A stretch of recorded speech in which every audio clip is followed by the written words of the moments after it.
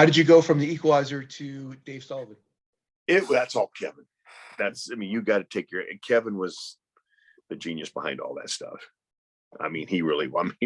Kevin has, and I should say anything about, they all have very good wrestling minds, but Kevin has a good mind to put people in the right place talent wise. And Graham does too.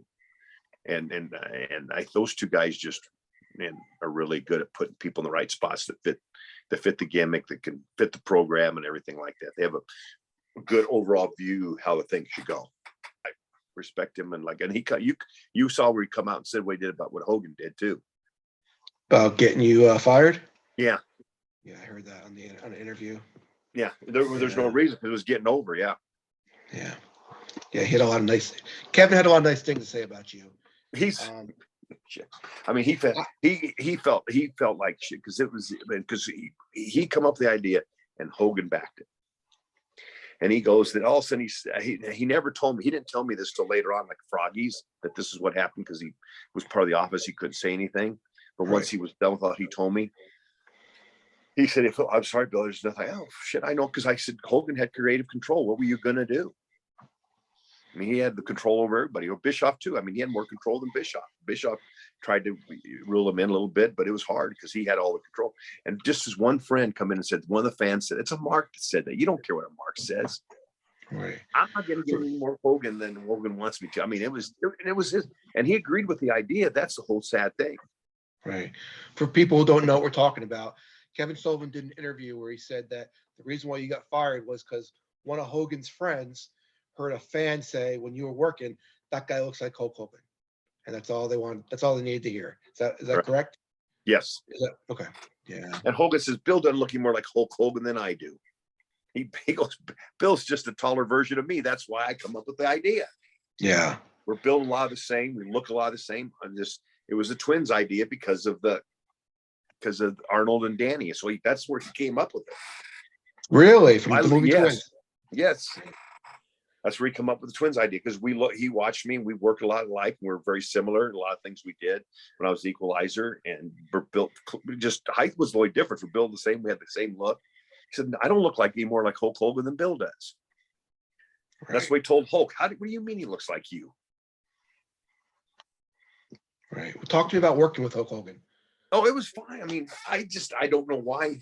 That has to be all ego, because he was fine. He was very good to me. I cannot say he was bad, other than he pulled that on me, which at that time I did not know. But as far as being around him, he was cool. Him and Jimmy, they both helped me a lot. So that's why when Kevin told me that, it really blew my mind. Right. Right. So you guys that's all political. That's all that is. Yeah. You guys got to team up a few times. What was it like being in the ring with Hulk Hogan? Were you a fan of his? Were you a fan of his? Were you? Oh, you always kind of him.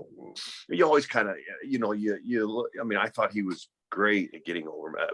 He's still, to me, one of the greatest baby faces ever, because he knew how to get the crowd with him, and he was a good entertainer. He really was. He was a good entertainer and get the people with him. And I think Rowdy put him on another level, because Rowdy was, and he'll admit it too, Rowdy was such a good heel that helped Hogan become more of a babyface, because people hated Piper. Remember what he did to Jimmy Snook in the Piper's Pit? Oh yeah. That was huge. That got so much heat.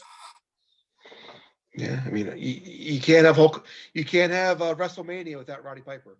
No. The first WrestleMania.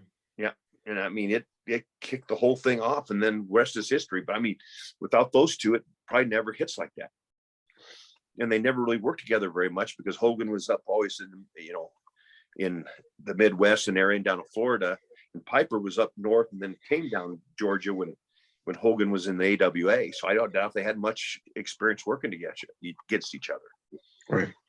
Because any interaction with Hulk outside the ring? Oh, we go out and have a beer once in a while. Yeah. That's what I'm saying. It blew my mind. It had to be completely that he was nervous, ego wise, but there's, Hulk Hogan's Hulk Hogan. Right. I was Dave Sullivan. I was Kevin's brother. We were just doing a gimmick, getting some baby face, trying to make me a baby face, because at that time we were hated and a heel, because that's what Kevin was. He was a heel. He's another great heel. So we were a heel team, and us in the Jeez, crackers. You can tell I played football too. I've been hit in the head too many times with wrestling and football. But the Nasty Boys, when they had us going, it's 2 heels. Right.